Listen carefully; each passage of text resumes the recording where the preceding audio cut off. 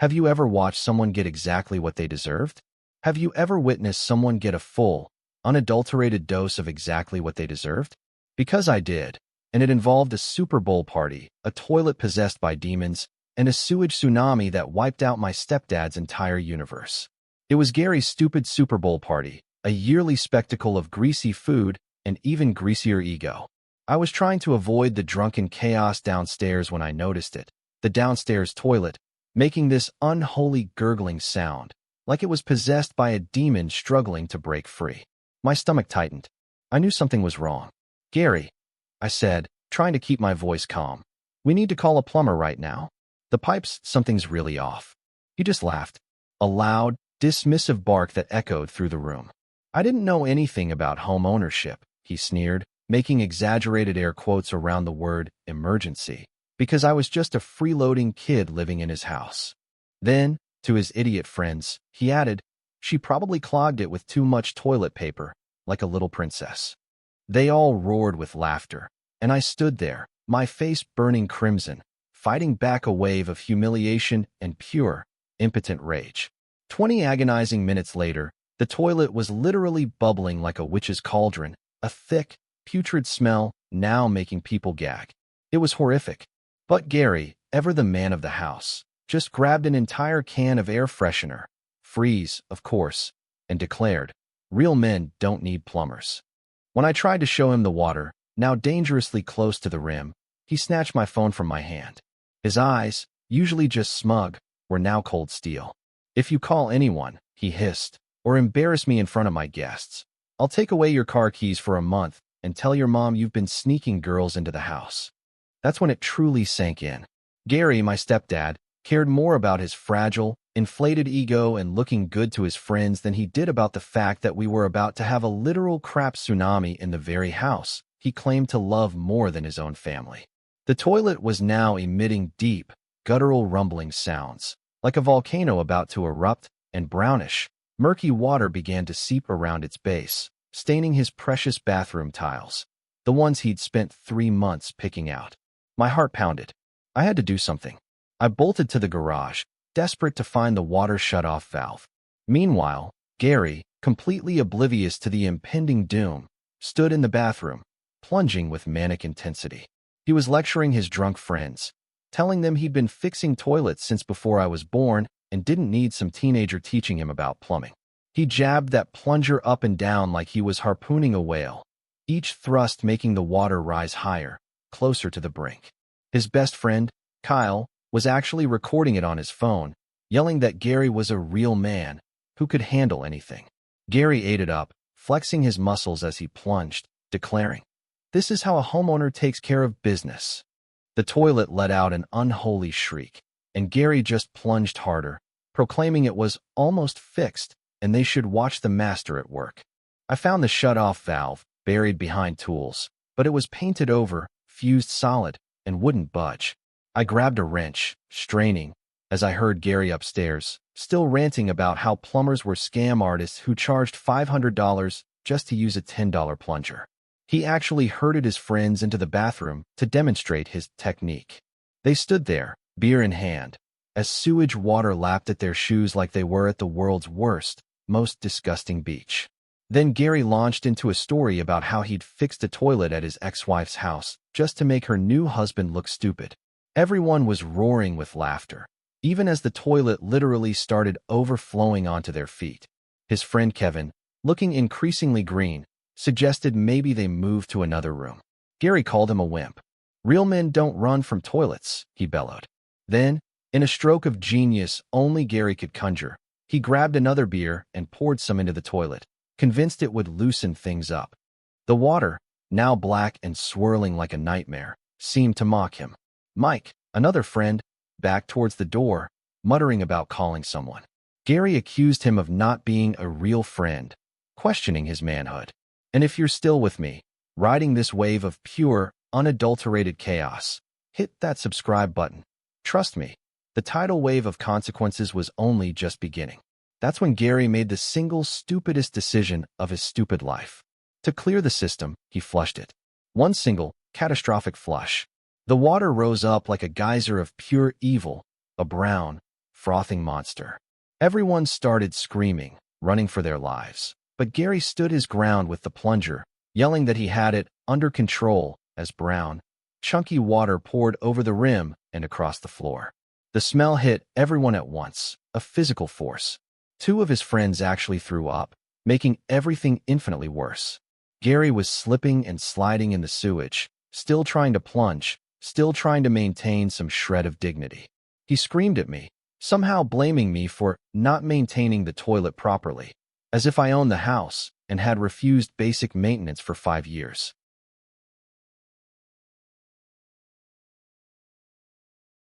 I was still fighting with that damn shut-off valve, wrenching with all my might, while Gary, in a truly pathetic display, tried to build a dam in the hallway with bath towels.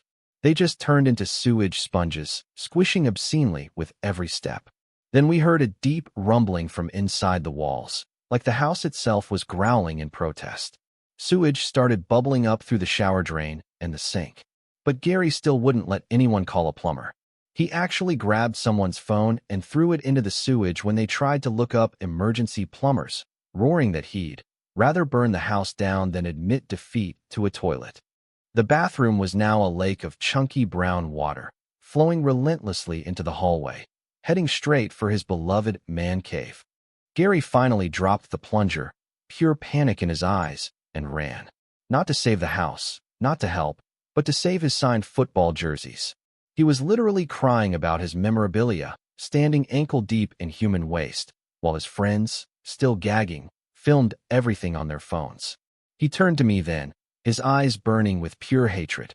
"This is all your fault for mentioning it in the first place," he screamed. "If you just kept your mouth shut, none of this would have happened." He swore he'd tell my mom I'd deliberately sabotaged his party because I was jealous of him being the man of the house. That's when the pipe in the wall made a sound like a gunshot. A terrifying crack. I saw the drywall start to buckle outwards, slowly, inexorably.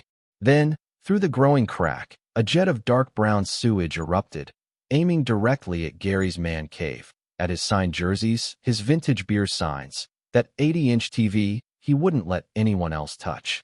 Gary's face, a second ago twisted with rage, contorted into pure, unadulterated horror as he finally, truly understood what was about to happen to everything he loved. The pipe burst with a sound like thunder. Sewage exploded through the drywall in a thick, brown jet, hitting Gary's signed jersey's dead center. He screamed, a raw, primal sound, and tried to run toward his precious collection, but his feet went out from under him on the slick, sewage-covered floor. He landed hard on his back with a wet, sickening splat. The sewage kept blasting through the hole in the wall like a fire hose made of pure evil, spraying across his 80-inch TV, coating everything in chunky brown sludge. Kyle, ever the loyal documentarian, held his phone up higher to get a better angle, while Gary flopped around on the floor like a beached fish, trying to get up, but slipping every time he moved. I ran back to the garage, grabbed the hammer, and slammed it against that painted-over shut-off valve with all my strength. Something cracked. The handle finally started to turn. It was so tight I had to use both hands, all my weight, but it slowly moved, and I could hear the water pressure dropping in the pipes, a symphony of relief. By the time I got back inside, Gary's entire man cave was flooded with 3 inches of sewage. He was sitting in the middle of it, holding a dripping, ruined jersey, and actually crying. His friends, now recording from the hallway, were trying not to laugh, but failing spectacularly. Gary didn't even notice. He was staring at his ruined collection like someone had died. Kyle, meanwhile, was already typing on his phone. I saw him post the video, Gary versus the toilet. Within seconds, likes and shares started flooding in. The smell, now, hit everyone like a physical blow. People started gagging, running for the front door. Mike actually puked in the kitchen sink on his way out. Gary finally looked up at me, tears streaming down his sewage-streaked face. "We need to call someone," he croaked. The very words I'd been saying for the past hour. I grabbed Kevin's phone, since mine was still somewhere in the sewage, and found an emergency plumber while everyone else evacuated to the front yard. The dispatcher said someone could be there within an hour, for triple the normal rate. I didn't even ask Gary. I just said yes. At this point, money was the least of our problems. Gary stumbled out of the house, head to toe in sewage, his clothes soaked and dripping, and collapsed onto the front lawn. His friends stood around, still filming, still laughing. That's when Mom's car pulled into the driveway. She got out, a confused look on her face that quickly turned to utter horror as she saw the brown water flowing out the front door. She looked at Gary lying on the grass, then at me, standing there with Kevin's phone, then at the house, sewage literally pouring out. Her face went from confused to absolutely furious. I quickly explained how I tried to call a plumber, how Gary had threatened my car keys, and made up lies about girls. Mom's eyes narrowed to slits as she turned to stare at Gary. The emergency plumber, a woman named Joe Foley, arrived in a huge van with 24/7 emergency service painted on the side. She immediately started putting on rubber boots and gloves. She took one look at the sewage flowing out of the house and just shook her head. "This," she declared, "is a main sewer line backup that's been building for a long, long time." Joe explained the whole system had probably been backing up for weeks, even months. Gary's aggressive plunging had just created enough pressure to blow the pipe. She quoted us $8,000 for emergency service, line clearing, and temporary pumping just to prevent more damage. Gary, from his spot on the lawn, tried to argue about the price, calling it highway robbery. But Mom shut him down immediately. "Do whatever is necessary, Joe," she said. To Gary, she snapped, "Your stupidity has already cost us way more than $8,000. If you say another word about money, you're sleeping in the garage." Joe brought in a huge power auger and started working on the main line while I, with rubber gloves, ventured back inside to see what could be salvaged. Gary's signed jerseys were completely destroyed, soaked through with sewage that would never, ever come out, no matter how many times you washed them. It made me wonder, how could Gary think plunging harder would fix a problem that was clearly getting worse with every push? The way the toilet went from gurgling to exploding, had the pipes been blocked for months and nobody noticed the warnings? It was so chilling, how he chose his pride over his precious man cave. His vintage beer signs were contaminated beyond saving. The metal corroded, the paint already bubbling from the bacteria in the waste. The 80-inch TV sat in 3 inches of sewage. When I tried to lift it, brown water poured out of the vents. It was completely fried. I dragged what I could out to the driveway, but everything smelled so bad that even outside, you could barely stand to be near it. Neighbors started showing up, complaining about the smell, asking if the sewage might spread to their properties through connected pipes.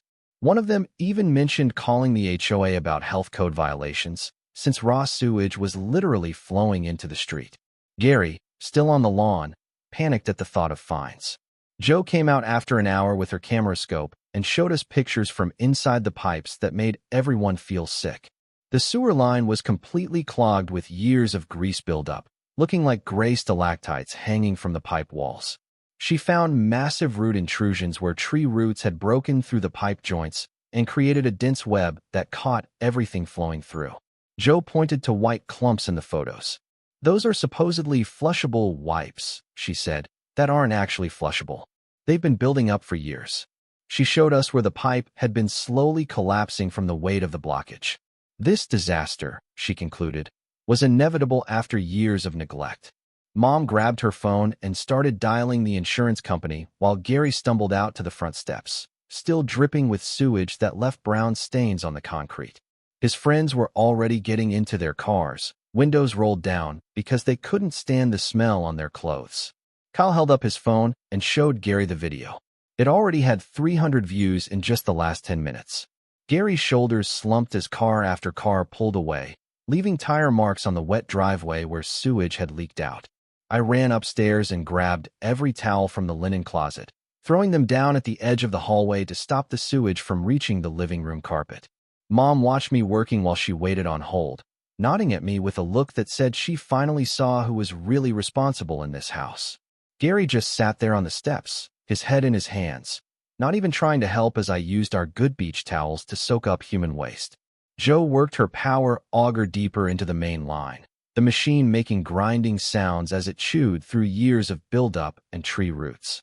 After another hour, she pulled out chunks of gray grease mixed with wet wipes, showing us how bad the damage really was.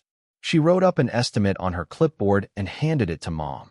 $20,000 for a complete line replacement that should have been done 5 years ago. Mom's face went pale, but she just nodded and asked Joe to do whatever was needed to stop the immediate flooding. The insurance company finally answered. Mom explained the situation, pacing back and forth in the front yard, stepping around puddles of contaminated water. They said they'd send an emergency adjuster, Brent Finley, who could be there by 7 o'clock that evening to assess the damage. Joe managed to clear enough of the main blockage that the active flooding stopped, but brown water still sat in pools throughout the basement.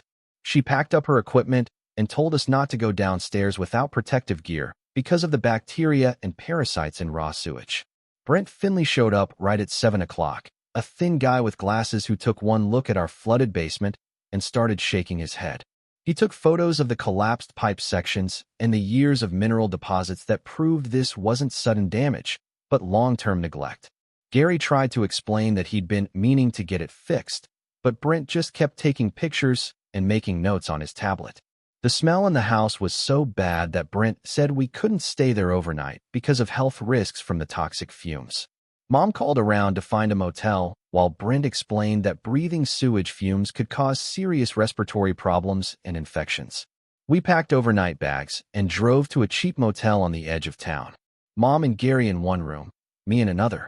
I finally had some peace and quiet, lying on the clean motel bed, while Gary had to sit in his sewage-stained clothes next door. The next morning, we met a decontamination crew at the house. 5 guys in white hazmat suits with respirators and heavy-duty cleaning equipment. The crew leader walked through the basement with a clipboard, pointing out how everything down there was contaminated and would need to be stripped to the studs.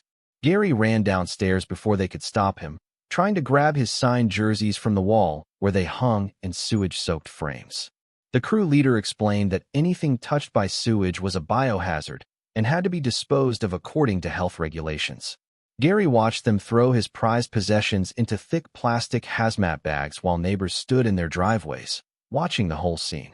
They loaded bag after bag of Gary's memorabilia into a truck marked with biohazard symbols, each bag making a wet thud as it landed. Meanwhile, my phone was blowing up with messages about the video, which had been shared thousands of times overnight, with new memes every hour. Someone had made a remix with techno music and Gary's voice saying, "Real men don't need plumbers," on repeat over the beat. Kids at school were already texting me Gary's quotes about being the man of the house, while standing in literal crap. My friend Jake sent me a screenshot where someone had turned Gary into a meme template with the caption, "When you're too proud to admit you're wrong." The decontamination crew worked all day ripping out drywall and insulation that had absorbed sewage, filling dumpster after dumpster with contaminated materials. Gary stood in the driveway, watching them destroy his man cave piece by piece, not saying a word as they carried out his beer sign collection in bags. Brent Finley came back that afternoon with his final assessment, pulling Mom and Gary aside to deliver the insurance verdict. He explained they'd cover basic structural cleanup, but not personal property damaged by neglected maintenance, which meant all of Gary's memorabilia was a total loss. The deductible would be $5,000, and our premiums were definitely going up, probably doubling based on the claim size and negligence factors. Mom's face got tight as she did the math in her head, adding up the $20,000 for new pipes, plus the deductible, plus everything insurance wouldn't cover. That evening, I heard Mom and Gary in the motel room next door having a serious conversation about money, their voices carrying through the thin walls. Mom was saying they'd have to drain their entire vacation fund and probably sell Gary's boat to cover all the costs. Gary tried to blame me again. If I hadn't made such a big deal about the toilet, none of this would have happened. Mom shut him down hard, her voice cutting through the wall. She told him his pride and stupidity had cost them everything, and if he tried to blame me one more time, she'd leave. The next morning, the decontamination crew called Mom's cell with bad news about what they'd found behind the bathroom walls. The crew leader said when they pulled out the wet drywall, they discovered black mold spreading through the studs from years of small leaks Gary never fixed. He showed Mom photos on his tablet of fuzzy black growth covering everything behind the walls like some kind of toxic carpet. The mold remediation alone would add another $10,000 to our cleanup bill because they'd have to seal off the area and use special equipment. Mom's hands were shaking as she looked at the estimate, and I could see her doing the math in her head of how much this disaster was really going to cost us. Gary sat on the motel bed, staring at the floor while the crew leader explained how the mold had probably been growing for at least 3 years. Every time Gary had sprayed paint over water stains or just ignored small leaks, he'd been feeding this hidden monster behind our walls. The crew would need hazmat suits and respirators just to clean it out. Plus, we'd need air quality testing afterward to make sure it was safe. I went back to school that Monday, expecting everyone to laugh at me for the viral video, but something weird happened instead. Kids were coming up to me in the hallway, saying they saw me trying to warn Gary and thought I handled it perfectly. My friend Jake showed me comments on the video where people were calling me the only smart one in the whole situation. Teachers who'd seen it were giving me these knowing looks, and my history teacher actually said I showed good judgment under pressure. The video had over 2 million views now, and someone had made a compilation of all the times I tried to prevent the disaster.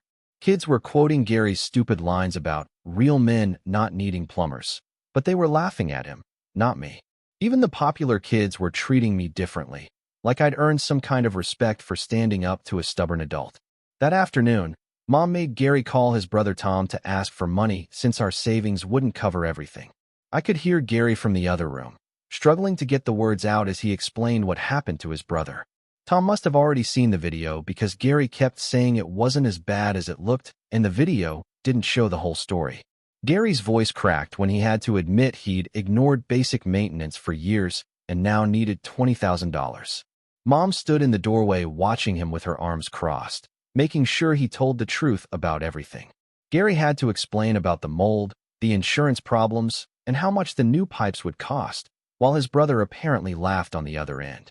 His desperate attempt to save those jerseys from the sewage, while still blaming everyone else and standing in human waste, revealed a deeper issue, a stubborn need to always be right. After 10 minutes of begging, Tom agreed to loan us the money, but I heard him say Gary would be paying him back, with interest. Joe Foley came back Wednesday to install a backflow preventer that would stop this from ever happening again. She walked Mom through the whole system, showing her where the cleanout access was and how to check for problems.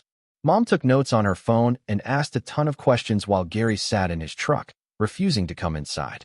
Joe gave Mom a maintenance schedule that she immediately printed out and stuck on the fridge with magnets. Mom announced that from now on, she was handling all household maintenance decisions, and Gary wouldn't have any say in it. Joe showed me how to check the water pressure gauge and where the main shutoff was in case of future emergencies. She even gave Mom her personal cell number and said to call immediately if we noticed any plumbing issues. Thursday brought a certified letter from the HOA with a violation notice about the smell and visible damage to our property. They'd received multiple complaints from neighbors about the sewage odor and the industrial dumpsters in our driveway. The letter gave us 30 days to complete all repairs or face daily fines of $200. Gary had to go to a hearing the next week where the HOA board would review our case and determine if we were negligent. Someone had already sent them the viral video as evidence, and the letter mentioned it specifically as proof of homeowner negligence. Gary turned white when he read that part, realizing the video would follow him everywhere. Now, the HOA president lived 3 houses down and had already told other neighbors that Gary was an idiot who destroyed his own house. Friday morning, Gary's boss called him into the office because several clients had seen the video and were asking questions. His company did business consulting, and clients were wondering how they could trust Gary's judgment after seeing him ignore obvious warning signs. His boss made him attend sensitivity training about listening to other people's input and respecting different opinions.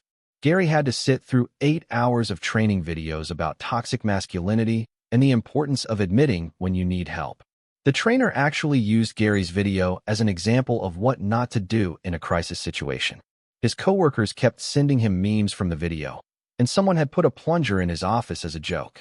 Gary came home that night looking defeated, and for once, he didn't say a single word during dinner. By the end of the week, the decontamination crew had finished their work, but our basement was completely destroyed. They'd stripped everything down to concrete floors and bare wall studs, taking out every bit of drywall, insulation, and flooring. Gary finally went downstairs to look at what used to be his man cave, and I watched him stand there, staring at the empty space. The room where he'd spent every weekend watching sports and drinking beer was now just exposed framing and concrete. You could see every pipe and wire running through the ceiling, and chalk marks showed where new drywall would eventually go. Gary picked up a piece of broken concrete from where his recliner used to sit and just held it in his hand. The signed jerseys, the vintage beer signs, the huge TV. Everything he'd collected for 20 years was gone forever. Mom came home with a printed list of new household rules that she taped next to the maintenance schedule on the fridge. Every maintenance concern would be addressed within 24 hours. No exceptions or delays allowed. She would control the emergency fund in a separate account that only she could access. Gary lost his veto power over any household decisions, and I would have equal say in anything affecting the family. Mom also started a maintenance log where we'd record every repair, service call, and inspection with dates and costs. Gary just nodded when she explained the new system, not even trying to argue or defend himself anymore. We moved back into the house after 2 weeks in the motel, but the place still smelled weird. It was this mix of sewage and industrial disinfectant that hit you as soon as you walked in the door. Gary hadn't been down to the basement since the crew finished gutting it, and he'd been eating dinner in silence. He used to lecture us during meals about being the man of the house, but now he just stared at his plate. Mom had taken over paying bills and managing the contractor bids for rebuilding the basement. I noticed Gary's beer was gone from the fridge, and he'd been going to bed at 9 o'clock instead of staying up watching TV. The final straw came when Mom told Gary he had to attend anger management classes, or she would file for divorce. She'd already looked up therapists and found one who specialized in toxic masculinity and control issues. Gary tried to say therapy was for weak people, but Mom pulled out her phone and showed him the lawyer's number she'd already saved. He agreed to go, probably because he knew Mom was dead serious about leaving if he didn't change. The first session was next Tuesday, and Mom said she'd be checking with the therapist to make sure Gary actually showed up. 2 days later, Mom sat me down at the kitchen table and slid my car keys across to me, along with a new gas card that had my name on it. She told me she was sorry for not backing me up when Gary threatened to take my keys, and that she should have stood up to him years ago. I could see she really meant it because her eyes were getting watery, and she kept fidgeting with her wedding ring like she was thinking about taking it off. The contractor showed up that same afternoon with a crew to start rebuilding the basement, and Mom walked him through her plans for turning Gary's man cave into a family room. Gary stood in the doorway watching her point to where she wanted built-in shelves instead of his sports memorabilia wall, but he didn't say a single word. The contractor asked if Gary had any input, and he just shook his head and went upstairs to watch TV in the bedroom. 3 weeks after the sewage disaster, Gary came up to me while I was doing homework and mumbled something about being sorry for not listening when I tried to. We'd need air quality testing afterward to make sure it was safe. I went back to school that Monday, expecting everyone to laugh at me for the viral video, but something weird happened instead. Kids were coming up to me in the hallway, saying they saw me trying to warn Gary and thought I handled it perfectly. My friend Jake showed me comments on the video where people were calling me the only smart one in the whole situation. Teachers who'd seen it were giving me these knowing looks, and my history teacher actually said I showed good judgment under pressure. The video had over 2 million views now, and someone had made a compilation of all the times I tried to prevent the disaster. Kids were quoting Gary's stupid lines about real men not needing plumbers, but they were laughing at him, not me. Even the popular kids were treating me differently, like I'd earned some kind of respect for standing up to a stubborn adult. That afternoon, Mom made Gary call his brother Tom to ask for money since our savings wouldn't cover everything. I could hear Gary from the other room, struggling to get the words out as he explained what happened to his brother. Tom must have already seen the video because Gary kept saying it wasn't as bad as it looked, and the video didn't show the whole story. Gary's voice cracked when he had to admit he'd ignored basic maintenance for years and now needed $20,000. Mom stood in the doorway watching him with her arms crossed, making sure he told the truth about everything. Gary had to explain about the mold, the insurance problems, and how much the new pipes would cost, while his brother apparently laughed on the other end. His desperate attempt to save those jerseys from the sewage, while still blaming everyone else and standing in human waste, revealed a deeper issue, a stubborn need to always be right. After 10 minutes of begging, Tom agreed to loan us the money, but I heard him say Gary would be paying him back, with interest. Joe Foley came back Wednesday to install a backflow preventer that would stop this from ever happening again. She walked Mom through the whole system, showing her where the cleanout access was and how to check for problems. Mom took notes on her phone and asked a ton of questions while Gary sat in his truck, refusing to come inside. Joe gave Mom a maintenance schedule that she immediately printed out and stuck on the fridge with magnets. Mom announced that from now on, she was handling all household maintenance decisions, and Gary wouldn't have any say in it. Joe showed me how to check the water pressure gauge and where the main shutoff was in case of future emergencies. She even gave Mom her personal cell number and said to call immediately if we noticed any plumbing issues. Thursday brought a certified letter from the HOA with a violation notice about the smell and visible damage to our property. They'd received multiple complaints from neighbors about the sewage odor and the industrial dumpsters in our driveway. The letter gave us 30 days to complete all repairs or face daily fines of $200. Gary had to go to a hearing the next week where the HOA board would review our case and determine if we were negligent. Someone had already sent them the viral video as evidence, and the letter mentioned it specifically as proof of homeowner negligence. Gary turned white when he read that part, realizing the video would follow him everywhere. Now, the HOA president lived 3 houses down and had already told other neighbors that Gary was an idiot who destroyed his own house. Friday morning, Gary's boss called him into the office because several clients had seen the video and were asking questions. His company did business consulting